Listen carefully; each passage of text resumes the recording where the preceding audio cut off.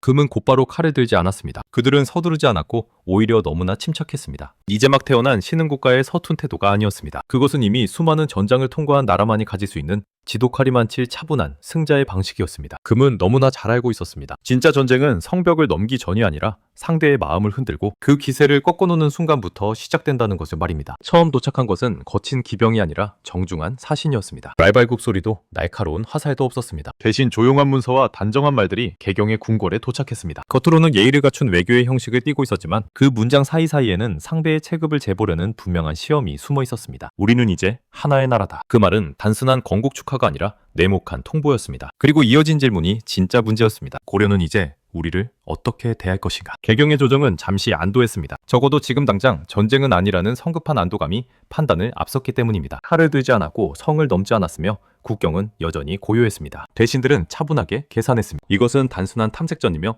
금이 스스로의 위치를 확인하려는 과정일 뿐이라고 믿었습니다. 충분히 대화와 외교적 수사로 넘길 수 있는 단계라고 판단한 것입니다. 시간을 벌 수 있다는 착각이 조정의 공기를 지배했습니다. 하지만 금의 시선은 이미 고려의 계산보다 한 단계 앞에 있었습니다. 그들은 고려의 반응 그 자체를 정밀하게 분석하고 있었습니다. 분노하는지 흔들리는지 아니면 지나치게 침착한지를 말입니다. 강한 나라일수록 외교의 언어 뒤에 숨은 본심을 감추기 어렵다는 사실을 금은 간파하고 있었습니다. 고려가 선택한 것은 전성기의 여유였습니다. 그러나 문제는 그 여유가 금의 눈에는 언제든 무너뜨릴 수 있는 방심으로 보이기 시작했다는 점이었습니다. 국경은 여전히 조용했지만 그 정적 자체가 가장 위험한 신호였습니다. 전쟁은 아직 선언되지 않았습니다. 그러나 보이지 않는 칼날은 이미 고려의 심장을 겨누고 있었습니다. 금은 본격적으로 움직이기 전에 고려가 어떤 나라인지 확정하려 했습니다. 끝까지 싸울 나라인가, 적당히 굴복한 나라인가, 아니면 가장 마지막에 집어삼킬 상징적인 재물인가. 고려는 깨닫지 못했습니다. 이것이 평화를 지키는 세련된 외교가 아니라 하국을 부르는 거대한 폭풍의 첫 번째 숨결이었다는 것을 말입니다. 전쟁은 이미 시작되고 있었습니다. 단지 고려만이 그 시작을 인지하지 못했을 뿐입니다. 하신이 가져온 문서는 길지 않았습니다. 장황한 수사는 없었고 위협적인 표현도 보이지 않았습니다. 오히려 지나칠 만큼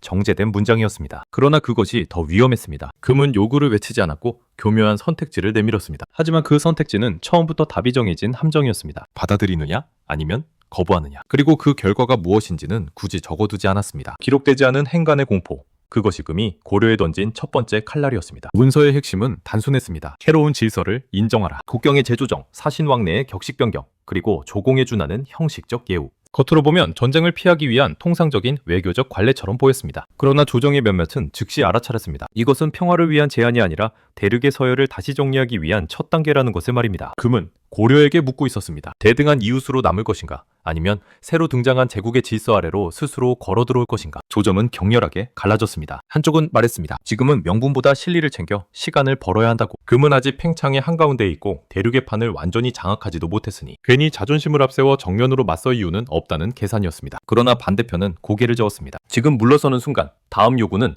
더 노골적이고 잔인해질 것이라고 경고했습니다. 오늘은 예우이지만 내일은 국경의 하량이며 그 다음은 고려의 주권에 대한 개입일 것이라는 서늘한 예언이었습니다. 토론의 핵심은 요구의 내용이 아니었습니다. 진짜 문제는 고려 스스로가 자신을 어떻게 규정하느냐였습니다. 여전히 동방의 강대국으로 남을 것인가? 아니면 전쟁을 피하는 유약한 중재자로 만족할 것인가? 전성기의 고려는 이 질문 앞에서 잠시 흔들렸습니다. 너무 오랫동안 강했기에 선택의 무게를 착각하고 있었기 때문입니다. 강한 나라는 선택지를 많이 가진 것처럼 보이지만 사실 가장 결정적인 순간에는 선택지가 단 하나로 좁혀진다는 사실을 잊고 있었습니다. 금은 그 흔들림을 놓치지 않았습니다. 사신은 조정의 공기를 세밀하게 관찰했고 대신들의 말투와 시선, 침묵의 길이까지 기록했습니다. 누가 즉각 반발하는지, 누가 계산에 잠기는지, 누가 말을 아끼는지. 외교는 대화가 아니라 측정이었습니다. 금은 고려의 국력을 재고 있던 것이 아니라 고려의 결심 속도를 재고 있었습니다. 얼마나 빨리 결정하는 나라인가, 그리고 얼마나 오래 버틸 각오가 되어 있는가를 말입니다. 며칠 뒤 국경에서 또 다른 보고가 올라옵니다. 전투는 없었습니다. 충돌도 없었습니다. 다만 금의 기병들이 국경선 근처를 이전보다 훨씬 자주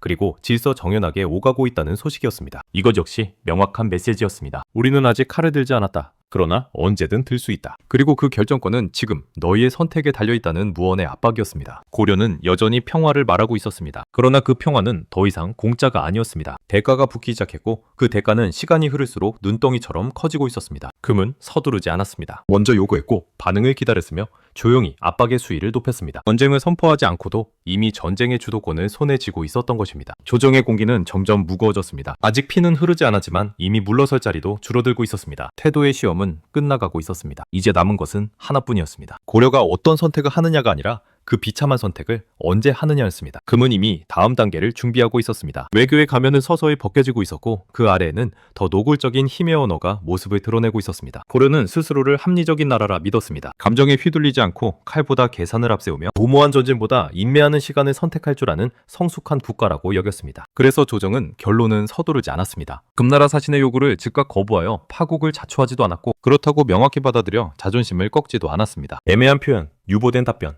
그리고 추가 논의라는 이름의 침묵. 그것이 고려가 선택한 최선의 대응이었습니다. 겉으로 보기에 그 선택은 매우 영리해 보였습니다. 금은 아직 제국의 기틀을 완전히 다지지 못했고 대륙의 판도는 여전히 요동치고 있었습니다. 월안의 잔재 세력과 송나라의 향후 반응, 그리고 주변 여러 세력의 움직임까지 모두 지켜본 뒤 결정해도 늦지 않다고 판단한 것입니다. 고려는 굳게 믿었습니다. 시간을 벌고 있는 쪽은 우리라고 말입니다. 서두를 이유는 없으며 시간이 흐를수록 급해질 쪽은 오히려 기반이 약한 북방의 신흥 제국일 것이라고 확신했습니다. 하지만 그 믿음은 결정적인 착각이었습니다. 시간을 벌고 있다고 생각한 쪽은 고려였지만 그 시간을 유용하게 쓰고 있던 쪽은 금이었습니다. 금은 고려의 침묵을 곧바로 자신들만의 방식으로 해석했습니다. 이것은 강경한 거부도 아니고 즉각적인 수용도 아니다. 그렇다면 남은 답은 하나뿐이었습니다. 아직 결심하지 못한 나라, 압박의 강도를 높이면 더 뒤로 밀려날 수 있는 나라. 금에게 고려의 유보적인 태도는 평화의 신호가 아니라 공략 가능한 허점이라는 명확한 신호였습니다. 그 순간부터 금의 전략은 한 단계 더 노골적으로 바뀌었습니다. 외교 문서의 어조는 여전히 정중함을 유지했지만 발송되는 빈도는 확연히 늘어났습니다. 요구사항은 구체화되었고 표현은 조금씩 직접적인 위협으로 변해갔습니다. 국경선 인근의 군사이동은 더욱 규칙적이고 대담해졌으며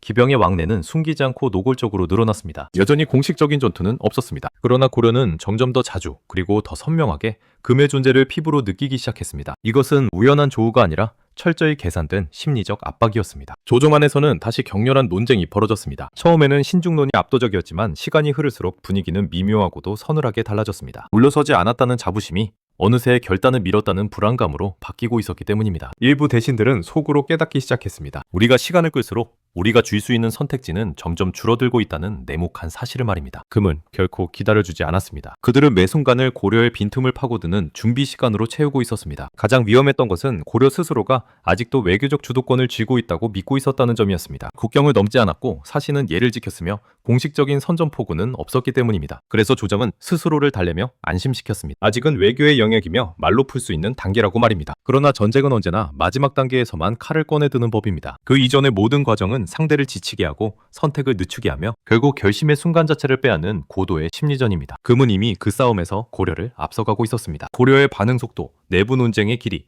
결론을 미루는 습관까지 모두 그들의 계산기 안에 들어가 있었습니다. 시간이 흐를수록 금은 확신하게 되었습니다. 고려는 강하지만 빠르지 않다. 결정적인 순간에 한 박자 늦을 가능성이 매우 높은 나라라고 말입니다. 그리고 대국이 사냥감을 고를 때 가장 선호하는 유형은 바로 그런 나라입니다. 국경의 정적은 더 이상 평화의 신호가 아니었습니다. 그것은 긴장을 최대치로 끌어올린 뒤 단 한 번에 무너뜨리기 위한 준비 시간이었습니다. 고려는 여전히 시간을 벌고 있다고 믿었지만 실상은 정반대였습니다. 시간은 이미 금의 편으로 기울어 조용히 흐르고 있었습니다. 더 늦기 전에 결단을 내릴 것인가? 아니면 끝까지 외교라는 허상에 매달리다 선택권마저 빼앗길 것인가? 고려는 아직 그 갈림길에 서 있다는 사실을 완전히 자각하지 못하고 있었습니다. 외교는 언제나 조용히 끝납니다. 선전포고처럼 요란한 신호를 남기지 않습니다. 대신 아주 사소한 변화로 시작됩니다. 말의 길이가 짧아지고 문서의 문장이 지나치게 단정해지며 선택지를 가장한 요구가 노골적인 명령에 가까워지는 순간 말입니다. 고려는 그 변화를 처음에는 정확히 인식하지 못했습니다. 여전히 사신은 예를 갖추고 있었고 군대는 국경을 넘지 않았으며 전쟁이라는 단어는 공식 기록 어디에도 등장하지 않았기 때문입니다. 그러나 달라진 것은 분명했습니다. 금의 사신이 다시 도착했을 때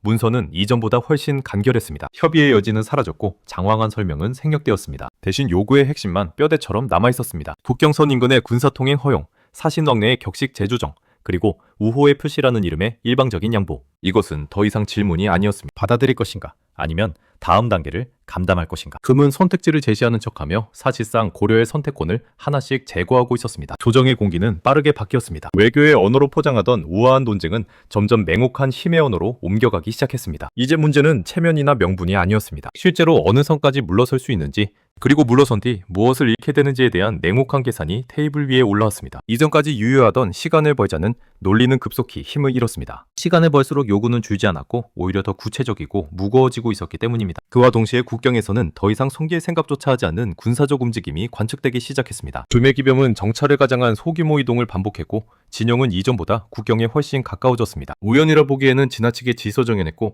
단순한 훈련이라 하기에는 너무나 노골적이었습니다. 아직 화살은 날아오지 않았지만 전장의 형태는 이미 완성되어 가고 있었습니다. 이것은 전투 준비라기보다 심리적 항복을 유도하는 거대한 압박의 쇼였습니다. 조정 안에서는 처음으로 명확한 공포가 모습을 드러냈습니다. 일부 대신들은 이제야 깨달았습니다. 외교로 시간을 벌고 있다고 믿는 동안 금은 이미 외교의 계절을 끝내고 전쟁의 언어로 이동하고 있었다는 사실을 말입니다. 외교는 양쪽이 같은 규칙을 따를 때만 의미를 가집니다. 그러나 금은 더 이상 그 규칙 안에 머물 생각이 없었습니다. 그들에게 외교는 평화의 수단이 아니라 전쟁을 더 유리하게 시작하기 위한 전술적 도구에 불과했습니다. 가장 치명적인 변화는 고려 내부에서 일어나고 있었습니다. 논쟁의 초점이 어떻게 대응할 것인가에서 어디까지 버틸 수 있는가로 옮겨간 것입니다. 이는 이미 주도권이 상대에게 완전히 넘어갔다는 치욕적인 신호였습니다. 주도권을 쥔 쪽은 질문을 던지고 쫓기는 쪽은 한계를 계산합니다. 고려는 아직 강했지만 더 이상 역사의 흐름 중심에 서 있지 않았습니다. 선택지는 줄어들고 있었고 남은 길들은 모두 불리한 벼랑 끝으로 향하고 있었습니다. 금은 이 심리적 변화를 정확히 감지하고 있었습니다. 고려가 더 이상 단호한 거부를 하지 못한다는 사실, 그리고 내부에서 의견이 갈리고 있다는 사실은 곧 하나의 결론으로 이어졌습니다. 지금이 바로 압박을 현실로 바꿀 최적의 시점이라는 판단이었습니다. 타신의 방문 간격은 더욱 짧아졌고 문서의 표현은 더욱 건조해졌습니다. 예의는 형식적으로 남아있었지만 그 예의는 더 이상 존중을 위한 것이 아니었습니다. 그것은 충돌 직전까지 상대를 방심시키기 위한 마지막 장치일 뿐이었습니다. 외교는 그렇게 소리 없이 끝나고 있었습니다. 칼이 뽑히지 않았다는 사실만으로 평화라고 믿는 것은 가장 위험한 착각이었습니다. 전쟁은 이미 시작된 상태였고 다만 아직 피가 흐르지 않았을 뿐이었습니다. 고려는 이제 선택해야 했습니다. 더 늦기 전에 명확한 선을 그을 것인가, 아니면 끝까지 외교라는 허상을 붙잡은 채 상대의 칼날을 기다릴 것인가. 역사는 이 순간을 기억합니다. 외교가 끝나고 힘의 언어가 등장하는 그 찰나, 아직 방향을 틀 수 있는 시간은 생각보다 훨씬 짧았습니다. 전쟁은 언제나 첫 화살로 시작되지 않습니다. 진짜 전쟁은 상대가 움직일 수 있는 모든 공간을 하나씩 지워버리는 순간부터 이미 시작됩니다. 금은 마침내 그 치밀한 단계로 넘어가고 있었습니다. 여전히 공식적인 선전포고는 없었고 국경을 넘는 대규모 침공의 징후도 보이지 않았습니다. 그러나 고려엘 주변에서는 이전과는 분명히 다른 서늘한 변화들이 동시에 감지되기 시작했습니다. 먼저 바뀐 것은 물류의 혈관인 길이었습니다. 국경을 따라 오가던 상인들의 이동이 눈에 띄게 느려졌고 일부 주요 교역로에서는 이유 없는 검문과 지연이 반복되었습니다. 공식적인 통행 금지 조치는 아니었습니다. 그저 안전을 위한 확인이라는 명목이었지만 그 확인은 하루가 아니라 며칠씩 이어지며 상업의 흐름을 끊어놓았습니다. 물자는 제때 도착하지 않았고 공포를 느낀 상인들은 점점 북쪽으로 가기를 꺼리기 시작했습니다. 칼 한 자루 뽑지 않고도 고려를 지탱하던 국경의 경제적 혈관이 서서히 조여들고 있었습니다. 곧이어 더 불길한 보고가 중앙조정으로 속속 올라옵니다. 금이 직접 움직인 것이 아니라 주변 세력들이 기괴하게 변하고 있다는 소식이었습니다. 그동안 고려의 강력한 영향권 아래에 있던 일부 북방 부족들이 갑자기 태도를 바꾸기 시작했습니다. 조공이 늦어졌고 사신의 말투는 오만해졌으며 고려의 중재 요청에는 명확한 답을 피했습니다. 그 배경에는 항상 거대한 그림자처럼 같은 이름이 있었습니다. 바로 금이었습니다. 금은 직접 명령하지 않았습니다. 그저 새로운 질서를 보여줬을 뿐이었습니다. 그리고 그 질서를 따르지 않는 자들이 어떤 결말을 맞는지도 이미 대륙에 남은 폐허들로 충분히 증명해 보였습니다. 조정은 그제야 처음으로 깨닫습니다. 이것은 단순한 국경 분쟁이 아니라 거대한 세력 교체의 전조라는 사실을 말입니다. 전면전은 아직 터지지 않았지만 고려가 굳건히 서 있던 자리가 서서히 흔들리고 있었습니다. 가장 위험한 변화는 눈에 보이는 군사 충돌이 아니라 고려의 이름이 더 이상 북방의 절대적인 기준이 되지 못하고 있다는 점이었습니다. 주변 부족들이 눈치를 보며 움직이기 시작했다는 것, 이미 대륙의 판이 고려를 중심으로 돌아가던 질서를 버리고 금으로 기울기 시작했다는 선언이었습니다. 그럼에도 개경의 조정은 마지막까지 전쟁이라는 단어를 애써 입에 올리지 않으려 했습니다. 아직 싸울 구체적인 명분이 없다고, 여전히 협상의 여지는 남아있다고 스스로를 달래며 마취시켰습니다. 그러나 그 순간에도 금은 항상 한 발 앞서 고려를 압박하고 있었습니다. 국경 인근에 새로 형성되는 거대 진영, 이전보다 훨씬 조직적이고 지속적인 대규모 병력 배치, 그리고 반복되는 소규모 시위성 이동까지 현장의 모든 징후는 말하고 있었습니다. 이것은 단순한 연습이 아니라 실전 투입 직전의 최종 배치라는 것을 말입니다. 결정적인 변화는 어느 날 아주 담담하고도 서늘한 보고로 올라옵니다. 금이 국경 인근에서 장기 주둔에 들어간 것으로 보입니다. 그 문장은 짧았지만 의미는 치명적이었습니다. 장기 주둔은 곧 일시적 위협이 아니라 상시적 전쟁 상태로의 진입을 의미합니다. 돌아갈 생각이 없는 군대, 물러설 필요가 없는 배치는 곧 공격의 다른 이름이었습니다. 이것은 협상 테이블을 지키기 위한 수단이 아니라 언제든 고려의 심장을 찌를 준비가 된 정교한 칼날이었습니다. 이제 고려는 깨달아야 했습니다. 외교라는 이름의 마취제는 효력을 다했고 전쟁은 선언 없이 이미 시작되었다는 사실을 말입니다. 선택의 여지는 점점 사라지고 있었고 최후의 결정을 내려야 할 시간은 무섭도록 빠르게 다가오고 있었습니다. 금은 서두르지 않았습니다. 이미 고려의 반응 속도를 읽어냈고 주도권이 자신들의 손에 있음을 확신했기 때문입니다. 전쟁은 아직 공식적으로 시작되지 않았습니다. 그러나 역사는 이미 첫 국면이 끝났다고 기록하고 있었습니다. 결정은 늘 가장 늦게 찾아옵니다. 선택의 여지가 완전히 사라진 뒤에야 사람들은 그것을 비로소 결단이라 부릅니다. 고려가 바로 그 벼랑 끝에 서 있었습니다. 외교는 끝났고 압박은 일상이 되었으며 국경은 더 이상 완충지대가 아니었습니다. 이제 남은 질문은 하나뿐이었습니다. 이 냉혹한 현실을 전쟁으로 인정할 것인가? 아니면 끝까지 평화라는 허상을 붙잡으며 부정할 것인가? 조정의 회의는 이전과 달랐습니다. 격렬한 논쟁도 이상적인 해법도 사라진 자리에는 오직 무거운 침묵만이 감돌았습니다. 이제 얼마나 버틸 수 있는가? 질문의 방향이 바뀐 순간 고려는 이미 주도권을 잃은 상태였습니다. 누군가는 칼을 들면 금이 원하는 판에 휘말릴 뿐이라 경고했지만 반대편에서는 더 이상 물러설 공간이 없다고 반박했습니다. 지금 칼을 들지 않으면 그 칼이 성문 앞까지 걸어 들어오는 것을 지켜봐야 할 뿐이었기 때문입니다. 가장 잔혹한 사실은 어느 쪽의 선택도 승리를 보장하지 못한다는 점이었습니다. 이것이 금이 설계한 판이었습니다. 모든 결과가 고려에게만 불리하게 작용하는 전장. 금은 전투를 시작하기도 전에 고려의 결단력을 먼저 장악하고 있었습니다. 국경의 장기 주도는 이제 위협이 아닌 통보였습니다. 언제든 시작할 수 있으며 오직 시작의 시점만 남아있다는 조용한 선언이었습니다. 고려는 비로소 깨닫기 시작합니다. 이 싸움은 국경선 하나를 두고 벌이는 분쟁이 아니었습니다. 누가 이 시대의 새로운 질서를 정의할 것인가에 대한 거대한 충돌이었습니다. 금은 자신들의 시대를 선언하기 위해 고려라는 재물을 필요로 했고 고려는 그 잔인한 무대 위로 밀려 올라온 주인공이었습니다. 전성기의 풍요는 더 이상 방패가 되지 못했고 오히려 결단을 늦추는 무거운 족쇄가 되어 고려의 발목을 잡았습니다. 역사는 이 순간을 이렇게 기록합니다. 고려가 약해졌기 때문에 전쟁이 시작된 것이 아니라 너무 오래 강했기에 결단이 늦어졌다고 말입니다. 그리고 그 지연의 대가는 언제나 전장에서 가장 먼저 치러집니다. 금은 이미 움직일 준비를 끝냈고 고려는 이제 더 이상 관찰자로 남을 수 없게 되었습니다. 바하마 카르피아를 했던 나라, 결국 가장 거대한 전쟁을 맞다 해서는 외교의 마지막 문이 닫히는 순간 금의 첫 칼날이 마침내 국경을 넘습니다. 되돌릴 수 없는 전쟁의 시작, 그리고 고려가 맞이한 가장 위험한 결단의 순간이 펼쳐집니다. 다가올 전쟁의 순간을 놓치고 싶지 않다면 지금 구독과 좋아요로 이 역사의 흐름에 함께 하십시오. 역사는 이제 피할 수 없이 앞으로 나아갑니다.